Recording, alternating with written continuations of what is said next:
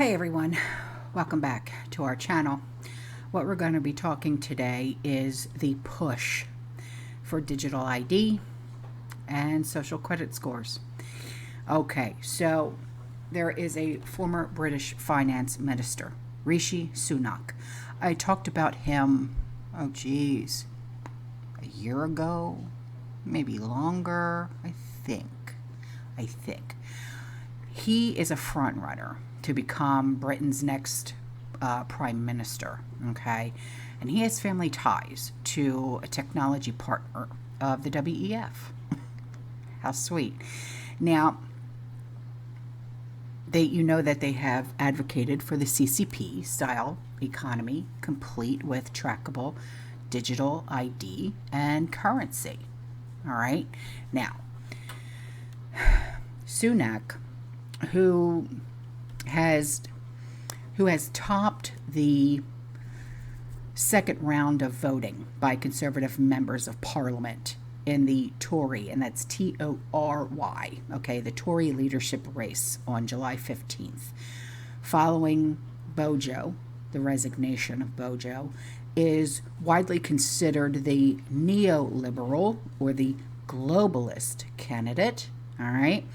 The father of Sunak's wife, Akshata Murthy, is the founder of Infosys, and that's INFOSYS, okay?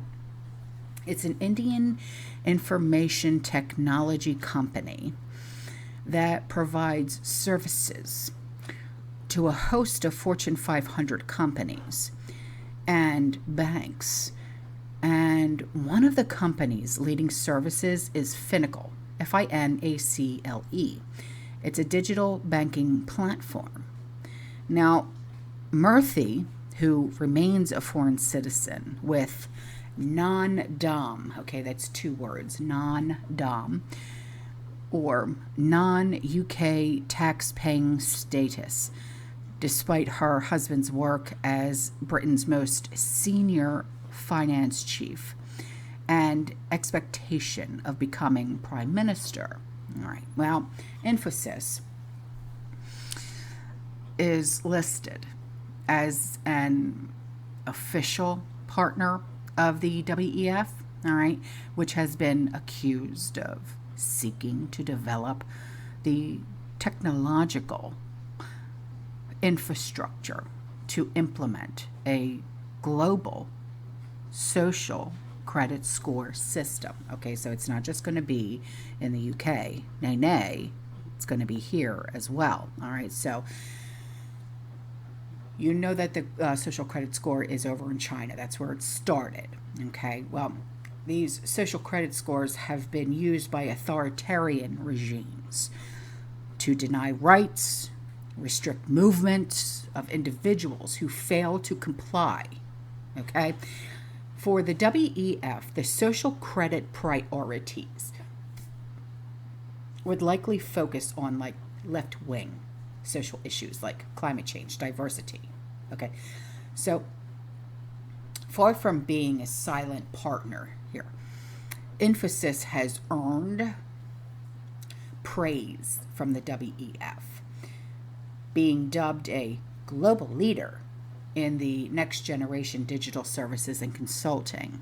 Okay, now Infosys executives, okay, they have also contributed articles to the WEF website, and I'm a snooper. Okay, I go on the WEF website all the time just to see what they're saying now, you know, and also including the company's global head, president, and chief compliance officer. So, Infosys president Mohit, and that's Mohit, Joshi, Joshi, has penned articles for the site in favor of digital banking, you know, CBDC, okay, which provides the technological framework for the social credit score. The system, the WEF, has come under scrutiny for attempting to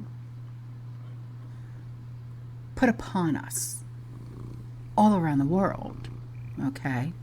Hey, what are you doing? So Joshi echoes these sentiments in an article for the WEF from August 2020. Why it's time to take central banks' digital currencies seriously. Oh, gee whiz. You don't say. It's time? It is now time? You don't say. Why do you think it's time? Why don't you give us that answer?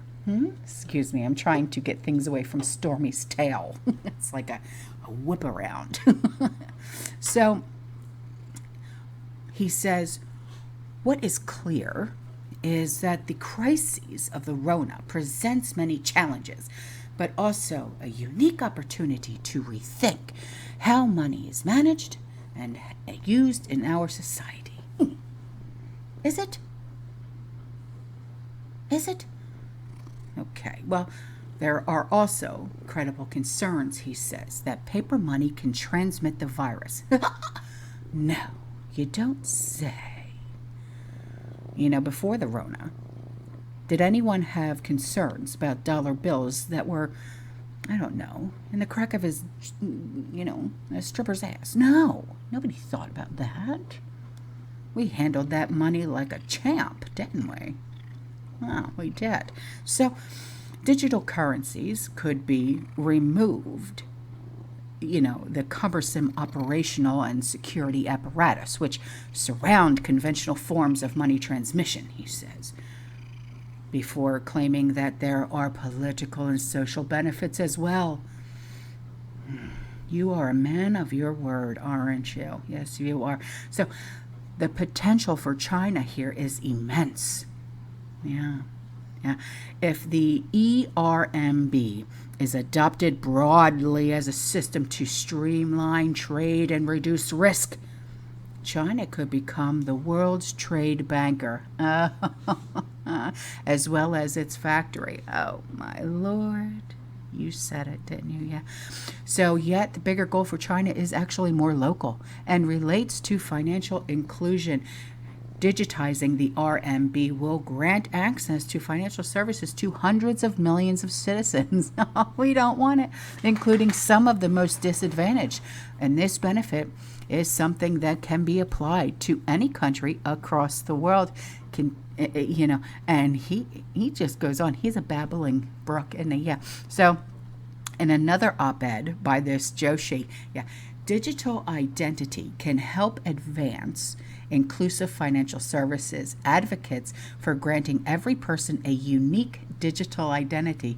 We don't need another one to conduct financial transactions. And he points to the CCP as a successful example of this policy. It's not successful at all. No, we all know that. So the Chinese government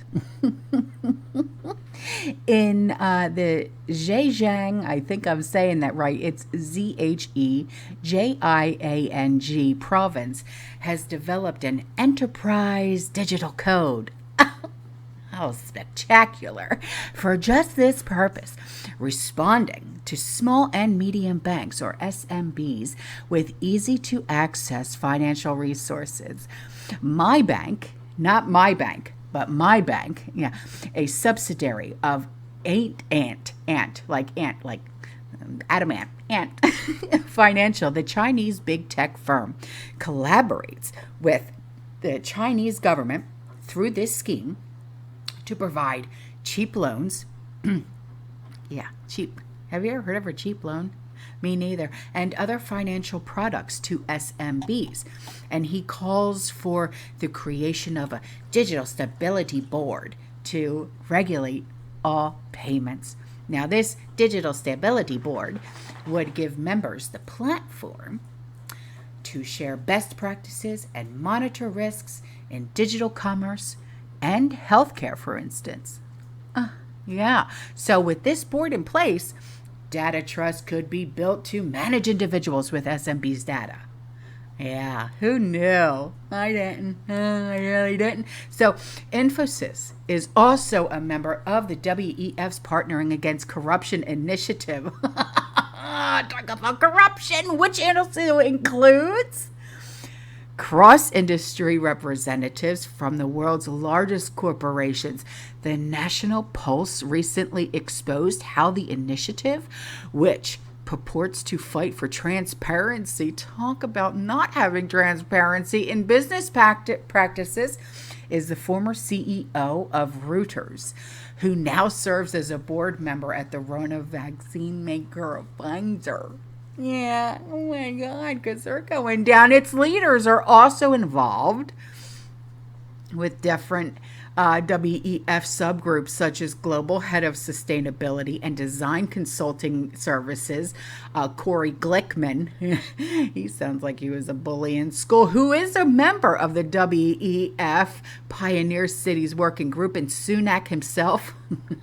He has a history of being soft on China and telling that the Telegraph that he wanted a complete sea change in relations with the CCP in favor of increased trade ties and economic collaboration. And China, in turn, they endorsed his candidacy. Oh, good for you, pumpkin. And if you think it stops there, oh, nay, because guess what? This ant group, okay, it was a payment platform used to implement these passports. You know which ones I'm talking about, and the social credit system in China. Okay, they have retained a number of American lobbying firms, including some with ties to guess who? The lush Pelosi. I know. Shut the front door, you lint licker. So, and former President 44. Yeah, I get it. So, and failed presidential candidate Mitt Romney. You know, that one that wants to have 10 wives? Him. Yeah. So, this group, Ant, is an offshoot of the Chinese company Alibaba. You know, the Chinese website that sells all the computer parts, them. So previously, they were flagged by the U.S. State Department as a tool, of the CCP and crucial to the regime's buildup of technology-facilitated surveillance and social control. That's what they're doing right now. And this ant group also owns Alipay, and it's a digital platform, payment platform, used by Beijing to institute these passports, which have also been used to render citizens unable to leave their homes and forced to quarantine. You don't even have to go there because I know what you're thinking. So Ant Group is a key component of China's border social credit score and their system, sharing the data it collects on users' spending habits and online activity with CCP regulators. How disgusting, right? So listen to this. So the social credit systems have raised concerns in the West. Well, of course it is, because who the hell wants to deal with that? With many fearing of the weaponization of government and the business surveillance to restrict individual access to the economy and services based on specific behaviors or even ideologies. Sorry, I didn't like your Facebook post, so now you can't leave your house for a year. It's kind of like that, right? And despite these fears, several American lobbyists, they're working on behalf of this ant group. So red flag, and appearing to help broaden the company's operation and reach inside the U.S. Excuse me, So throughout 2021 and 2022, this ant group hired 4, external lobbying and public affairs firms to help with objectives, including outreach regarding corporate profile and operations of Ant Group and its subsidiary Alipay US. Yeah. So watch what you're doing. And OBC Group has been representing Ant Group since January 1st of 2022 on matters regarding regulatory issues for Ant Group and its subsidiaries. Gotta sound official, So among the firm's consultants working for Ant Group is Larry O'Brien, who has been described by the Washington Post as a major Democratic operative.